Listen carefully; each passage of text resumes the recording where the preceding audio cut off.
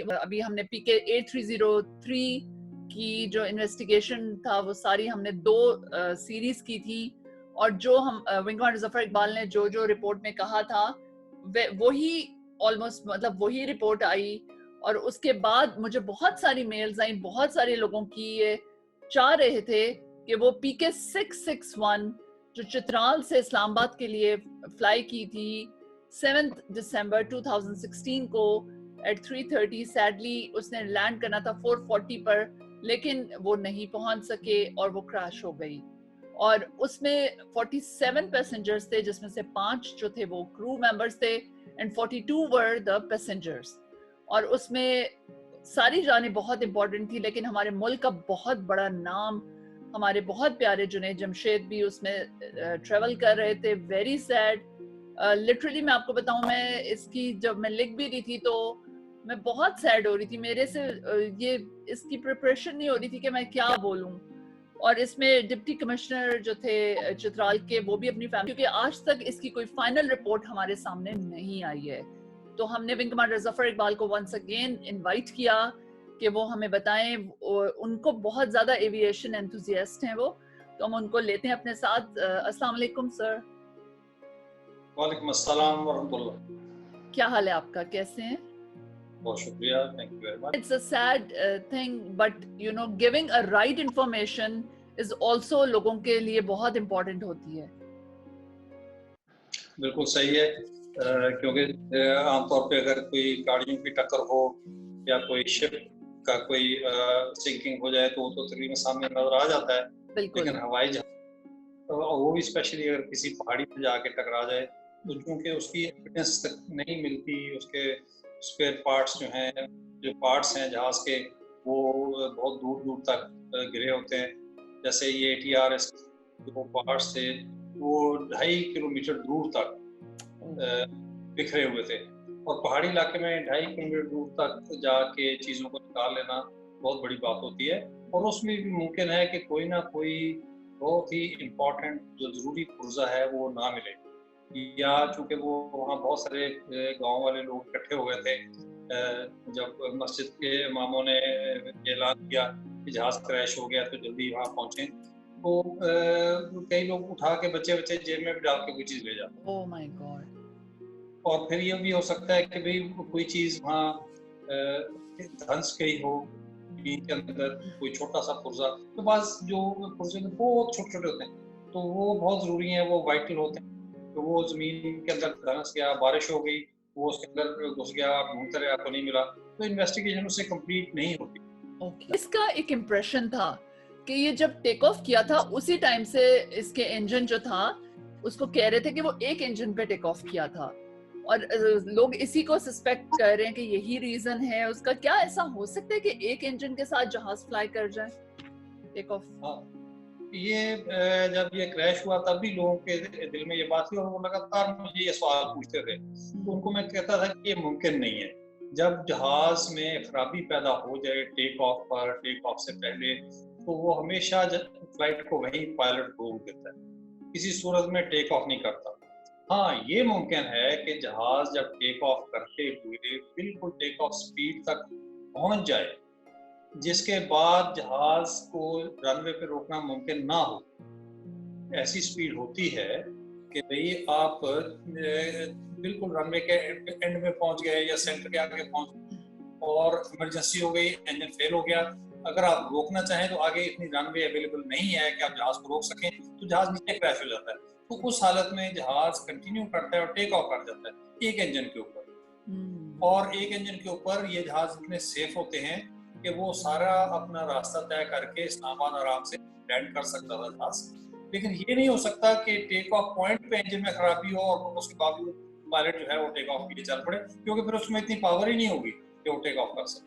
कोई पायलट एक इंजन पे जहाज को टेक ऑफ रोल पे नहीं लेकर जाएगा। हाँ, अगर जहाज की नोज अप करने से पहले उसका एक इंजन फेल हो जाता है या उसको आग भी लग जाती है, तो फिर वो टेक ऑफ जारी रखते हैं जब इतनी रनवे अवेलेबल ना हो कि उसमें जहाज रोका जा सके, और एक इंजन के ऊपर पूरी फ्लाइट को आसानी से कंप्लीट किया जा सके। ओके, अच्छा, अब अगर एक इंजन फेल हो गया तो मेडे कॉल करना वाजिब होता है क्या? नहीं, बिल्कुल वाजिब नहीं होता। खुसूसन अगर क्रूज के ऊपर जाके आप बिल्कुल लेवल जा रहा है जहाज और वहाँ एक इंजन फेल हो जाता है तो मेडे कॉल नहीं होती। उसको पैन पैन सीरियस मसला हो गया हमें, लेकिन उसको इमरजेंसी नहीं, क्योंकि मेडे का मतलब ये होता है कि जिंदगी खतरे में या जहाज जो है वो क्रैश होने वाला। और एक इंजन से अगर आप अटलांटिक के ऊपर जहाज उड़ रहा हो, जैसे ये 777 एयरबस उड़ रहे हैं, तो वो इंजन बंद करके तो बाकी की फ्लाइट कंप्लीट कर लेते हैं। तो इसलिए वो मेडे कॉल नहीं देते, लेकिन इतला कर देते हैं कि मेरा एक इंजन बंद हो गया। क्योंकि मैं बिल्कुल इंडिपेंडेंट एक दूसरे से काम कर रहे होते हैं, तो अगर एक इंजन बंद हो जाए दूसरे इंजन पे कोई फर्क नहीं पड़ता। तो बड़े इत्मीनान, ये इंजन बहुत सेफ है, जहाज बहुत सेफ है, तो मेडे कॉल नहीं। ओके, मेडे कॉल एग्जैक्टली क्या होता है? अभी हमने पिछले दिनों में बहुत सुन रहे हैं मेडे मेडे, एग्जैक्टली क्या है मेडे? मेडे का तो मकसद था कि जब शिकागो में एग्जैक्ट साल तो मैं भूल गया कि मजदूरों ने एक बहुत बड़ा एहतजाज किया था कि बढ़ाई जाए और उनके वर्किंग आवर्स कम किए जाए और छुट्टी दी जाए। तो उसके ऊपर फिर गवर्नमेंट ने फाइल रखी, बहुत सारे मजदूर मारे गए, तो वो उसको मेडे कॉल बन गई, सेव आवर सोल्स। ठीक है, तो जो एक पायलट मेडे कॉल देता है तो सारे लोग समझ जाते हैं कि ये जहाज एक प्रॉब्लम में हो सकता है, ये क्रैश कर जाए। तो फिर फॉर जो कंट्रोल टावर या अप्रोच वाले होते हैं, रडार वाले, कोशिश करते हैं कि उसको खाली कर दिया जाए और बाकी जहाजों को किसी और चैनल पे शिफ्ट कर दिया जाए या इस जहाज को अलग चैनल दे दी जाए, ताकि ये जब भी कॉल करे तो इसको चैनल खाली मिले और ये हर चीज को फिल फॉर, हर प्रॉब्लम को फिल फॉर कम्युनिकेट कर सके, बयान कर सके। ओके, तो मेरे मतलब है एक्सट्रीम इमरजेंसी। अच्छा, अगर इंजन को आग लग जाए तो पायलट को क्या करना चाहिए उस टाइम पर? वार्निंग्स आती हैं क्या अंदर जहाज के? बिल्कुल, जहाज के अंदर वार्निंग्स आती हैं, क्योंकि जो इंजन के अंदर वो लगे होते हैं जो कि थर्मल, उसको वो टेम्परेचर जब राइज होता है तो उसको फौरन सेंसर्स लगे होते हैं और वो अंदर कम्युनिकेट करते हैं कॉकपिट में। उसमें एक बड़ी लाइट लगी है, उसको कहते हैं मास्टर। कोई भी मेजर प्रॉब्लम हो तो वो बहुत बड़ी लाइट जो है वो फ्लैश करना शुरू कर देती है या ऑन हो जाती है, तो वो बड़ी दूर से नजर आती है, तो कोई कंफ्यूजन नहीं रहता। तो उसके नीचे फिर मुख्तलिफ जो सिस्टम्स हैं उनकी लाइटें लगी होती हैं, जैसे इंजन है, हाइड्रोलिक है, एयरफ्रेम है। तो फिर इंजन की जब फायर वार्निंग लाइट होती है तो पायलट फिर फॉर उस थ्रॉटल को पीछे करता है। आमतौर पे जो 80% फायर वार्निंग लाइट्स होती हैं वो गलत होती हैं, फॉल्स होती हैं। जब आप थ्रॉटल पीछे करते हैं तो वो लाइट, जहाँ थ्रॉटल पीछे करते हैं तो वहां फिर पायलट करके जहाज को कंप्लीट कर लेता है। लेकिन अगर लाइट ना जाए तो थ्रॉटल को पीछे करके तो इंजन को शट डाउन कर देता है। और अगर फिर भी आग ना जाए तो उसके पास फायर एक्सटिंग्विशर्स लगे होते हैं, 2 बॉटल्स होती हैं, वो उसको इंजन के अंदर फायर कर देते हैं एक एक करके। तो उसमें बिल्कुल सॉलिड वो होता है मटीरियल, तो वो इनगल्फ कर लेता है फ्लेम्स को और इंजन की फायर को बंद कर देता है। तो आमतौर पर फार्मूला चल जाता है। ओके, और अच्छा, इस सारे में एटीसी का क्या रोल होता है? मतलब इस तरह की सिचुएशन में क्या होना चाहिए था या क्या हो सकता था? एटीसी का ये रोल है कि सबसे पहले तो इस चैनल को क्लियर कर दे जिसमें ये जहाज है, ताकि या इसको अलग चैनल दे दे या रेडियो चैनल, या बाकी जहाजों को अलग रेडियो चैनल दे दे। बदकिस्मती ये मैं आपको एक्सप्लेन करूंगा कि इस जो इंसिडेंट था, इसकी अजीब बात हुई कि जब उसने बताया कि जी मेरा सबसे पहले कॉल ही उसने दी, बल्कि मैं ये अभी रिकॉर्डिंग भी सुनाती हूँ, सारे सुन लें, तो हम उसके बाद दोबारा से बात करते हैं।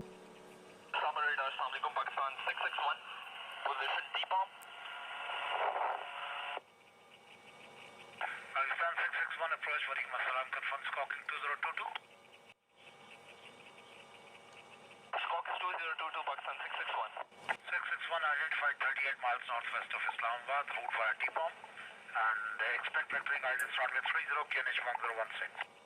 QNH 1016, sir, in requesting lower altitude 7,500 feet, Pakistan 661. Roger, descend 9,500 feet, QNH 1015. 7,500, QNH 1015, Pakistan 661. 9,500. 1,500, Pakistan 661.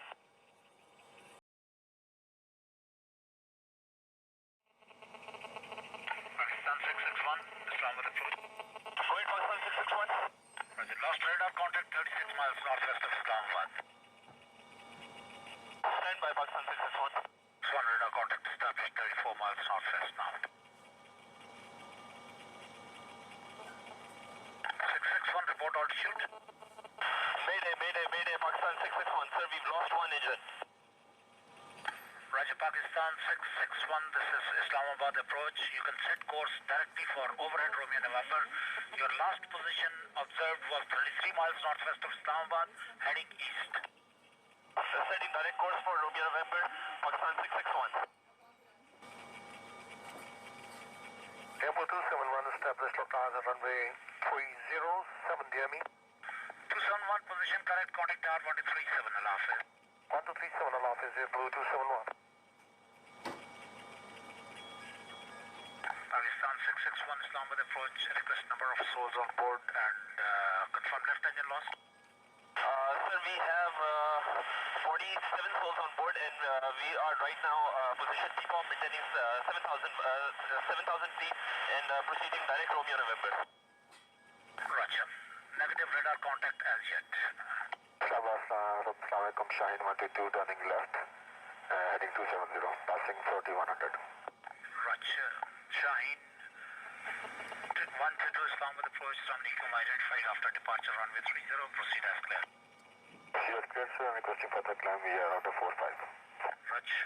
Climb flight level 190. Flight level 190, Shaheen 122. 61 Islamabad approach. Pakistan 661 Islamabad approach, do you read? Islamabad radar, Pakistan 661 request shoulder vector. Pakistan 661 negative radar contact. Request switch on your transponder for shorter vectors. Islamabad radar, Pakistan 661. Pakistan 661 Islamabad approach, do you read? Mayday, mayday, mayday, Pakistan 661 priority landing, Pakistan 661. Pakistan 661, it's Sierra 47 Islamabad asking to switch on transponder for shorter vector. In your advice now, Pakistan 661, we are on 2022 transponder. Pakistan 661 Islamabad approach, do you read? Islamabad, Pakistan 661 maintaining 2022 on the scope. Roger, 661 Islamabad approach, negative radar contact as yet. Probably your transponder has gone off.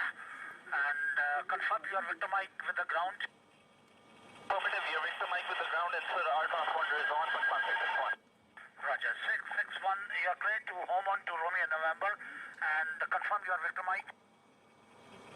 Pakistan 661 Islamabad approach, confirm you have visual contact with the ground. Stand by.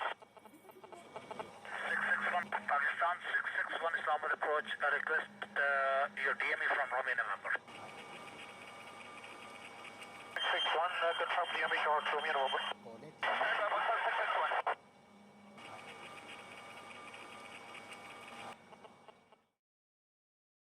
Pakistan 661, it's Sierra 47, you are clear to land 12 and 30 runway, both available when clear with ground. आपने सुनी कि ये क्या सारी call थी, अब आप इसके बारे में क्या कहते हैं कि क्या है?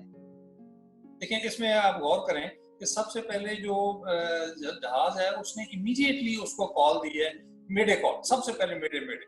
इसका मतलब है कि उसको कोई एक्सट्रीम इमरजेंसी होगी, उसके इंजन में कोई इतना प्रॉब्लम हो गया और बड़ी पैनिक किस्म की कॉल है ये, एकदम वो कहता है mayday mayday mayday, I have lost an engine.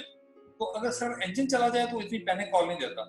Panic call तब हो सकती है अगर जहाज का कंट्रोल भी चला जाए, अगर जहाज को वो कंट्रोल करना चाहे, क्योंकि सिमुलेटर ये जब फ्लाई करते हैं और पीआईए में लगातार हर 6 महीने बाद सिमुलेटर आप उड़ते हैं, उसमें कॉन्स्टेंटली सिंगल इंजन पे जहाज उड़ रहा होता है, तो आपको बहुत ही प्रैक्टिस होती है सिंगल इंजन हैंडल करने की। कोई पायलट ऐसा नहीं है जो सिंगल इंजन हैंडल ना कर सके, वेल ट्रेंड होते हैं। तो एक ही प्रॉब्लम है कि आप सिंगल इंजन हैंडल करने की कोशिश की लेकिन जहाज आउट ऑफ कंट्रोल हो गया, या जहाज नीचे को गिरना शुरू हो गया, या जहाज आपने राइट टर्न किया तो लेफ्ट टर्न हो गया, और या आपने सीधा करने की कोशिश की तो नीचे को जाना शुरू हो गया।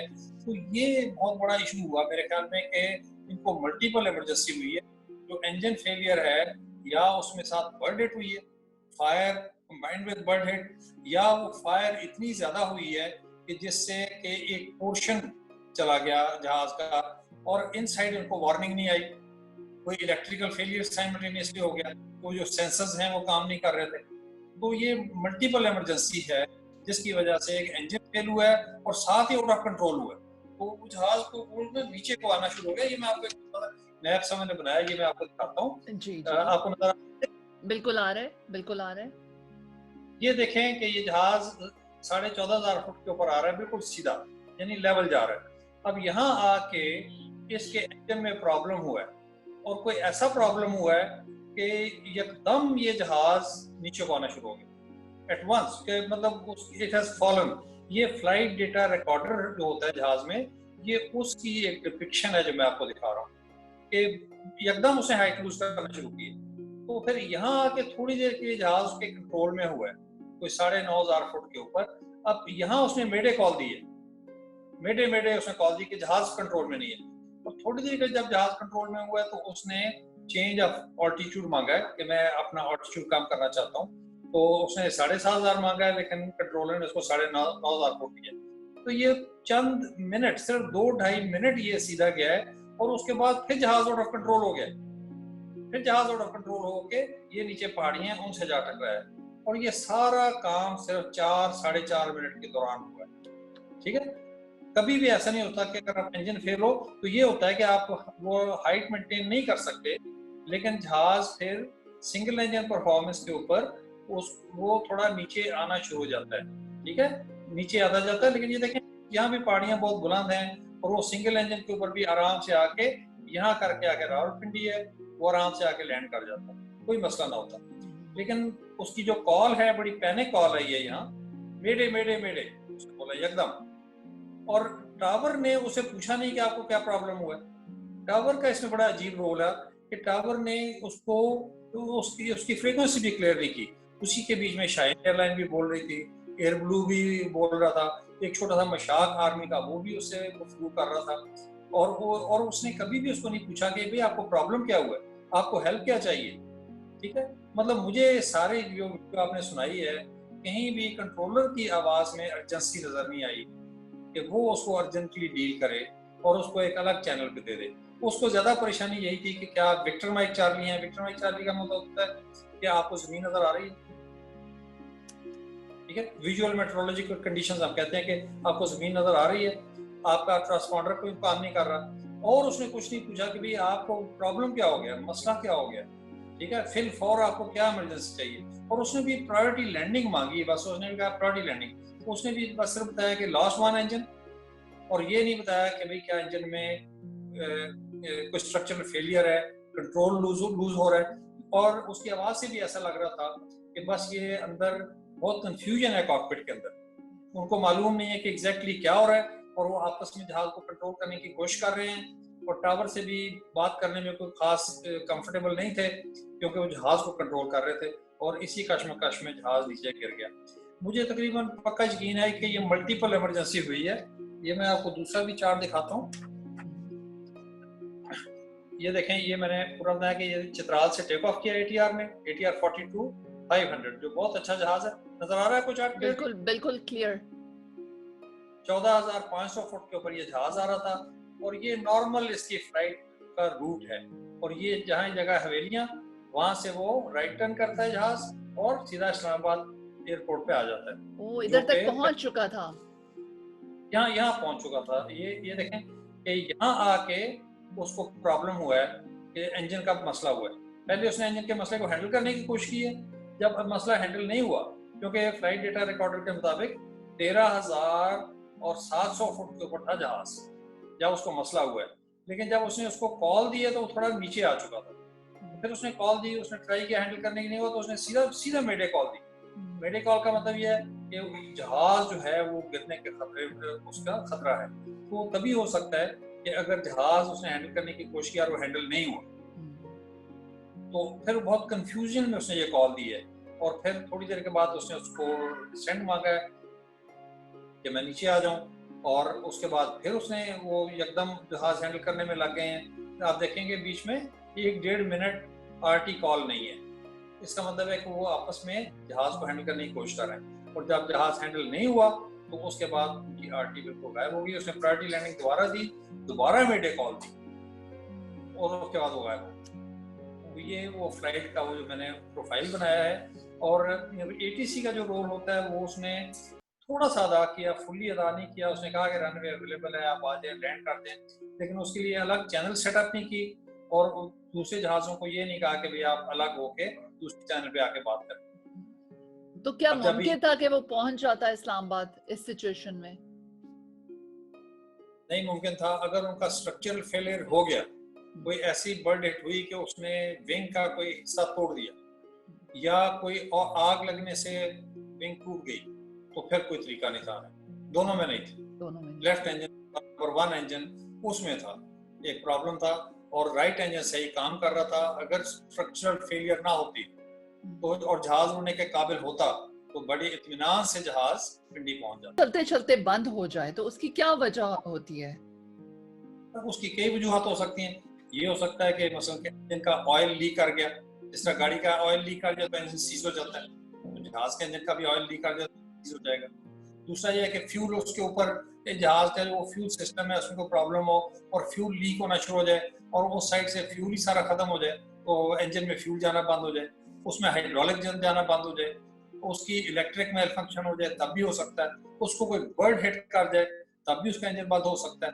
तो ये इस तरह की 5-6 मेन रीजंस हैं जिनकी वजह से या आग लग जाए, जैसे हमने डिस्कस किया, और खुद आप उसको, ये 5। ओके, तो अगर एक इंजन जैसे बंद हो गया और वो रावलपिंडी के बहुत करीब थे, हवेलियां के पास, तो क्या ये रावलपिंडी तक आ सकता था? और अगर ऐसा ही है कि अगर एक इंजन पे नहीं हो सकता तो व्हाई नॉट 3 या 4 इंजन क्यों नहीं होते? वो इसलिए कि इसके दोनों इंजन की पावर इतनी होती है कि जैसे मैंने शुरू में भी एयरपोर्ट से टेक ऑफ करते हुए भी इंजन बंद हो जाए, जहाज अभी रनवे पर, तो फिर भी टेक ऑफ कर जाते हैं, ठीक है, और उस एक इंजन के ऊपर ये फ्लाइट कंप्लीट हो सकती है। तो इसलिए जरूरत नहीं होती कि कोई अलग इंजन चाहिए, एक इंजन बहुत होता है। और अगर कोई मल्टीपल इमरजेंसी ना हो जाए, यानी कि इंजन फेलियर के अलावा कोई और प्रॉब्लम ना हो जाए, जो आम तौर पे स्ट्रक्चरल डैमेज, यानी आप समझे कि विंग का एक हिस्सा टूट गया, या जो पीछे जहाज के पीछे एलिवेटर होता है वो टूट जाए, या रडर में कोई वो टूट जाए, या कार्गो डोर उड़ जाए, तो फिर ये जहाज इत्मीनान से फ्लाई करके अपनी डेस्टिनेशन पे जा सकते हैं। ओके, तो ATR कैसा जहाज है वैसे? यार बहुत अच्छा जहाज है, मैंने भी इसमें कई दफा फ्लाई किया हुआ है। उसकी परफॉर्मेंस जो पहले फोकर जहाज होता था उससे बहुत बेहतर थी। अच्छा, क्लाइंब भी बहुत अच्छा था, इंजन पावर भी बहुत बेहतर थी, बिल्कुल फर्स्ट क्लास जहाज था, उसमें कोई प्रॉब्लम नहीं था। फेलियर जी, ओके, या बर्ड हिट हो जाए, बहुत बड़ी बर्ड हिट हो जाए, उसको आप कंट्रोल नहीं कर सकते। ठीक है, लेकिन क्यों फेल हुआ ये अभी तक क्लियर नहीं है। क्या नहीं। वो बर्ड इंजन फेल हुआ कि परिंदे ने हिट किया हो उसके प्रोपेलर को, उसको तोड़ दिया हो और वो प्रोपेलर टूट के जाके विंग में लग गया हो, या कोई बर्ड आके विंग में लगा है, या कोई इतना ऐसा फ्यूल लीक हो रहा था जिससे फ्यूल लीक होके इंजन पे गिर रहा था और उससे इंजन को आग लग गई, और अंदर जो है वो इलेक्ट्रिकल मेल फंक्शन पायलट को मालूम हुआ। लेकिन एक चीज मुझे क्लियर है कि ये मल्टीपल इमरजेंसी है, एक इमरजेंसी, और दूसरी स्ट्रक्चरल फेलियर है जिसकी वजह से जहाज कंट्रोल में नहीं। ओके, यानी ये टेक ऑफ करते हुए कोई प्रॉब्लम नहीं थी, बीच में जाके फ्लाइट के ऑलमोस्ट एंडिंग में जाके स्ट्रक्चरल फेलियर इनका हुआ और प्रॉब्लम होगी, मल्टीपल प्रॉब्लम्स हुई और ये जहाज सैडली क्रैश कर गया। बिल्कुल वेरी सैड। टेक ऑफ पे या रास्ते में भी होता तो पायलट फिर फौरन इत्तला करता, बिल्कुल, ये ट्रैफिक अप्रोच कंट्रोल को, रडार को बताता कि मुझे ये प्रॉब्लम है, तो कोई उसने नहीं बताया, पहली कॉल ही आई है मेडे मेडे, और उसी के 5 मिनट में क्रैश कर गया जहाज। Okay sir, thank you very much. आप इतनी इंफॉर्मेशन देते हैं लोगों को, बहुत चीजें क्लियर हो जाती हैं। फाइनल रिपोर्ट इसलिए नहीं आ सकी कि पहाड़ी इलाका था, कई पीसेस नहीं मिल सके जिसकी वजह से प्रॉपर एविडेंस नहीं मिल सका, और कोई वजह नहीं है इसकी रिपोर्ट ना आने की। Thank you very much sir, thank you very much. Okay, अस्सलाम वालेकुम।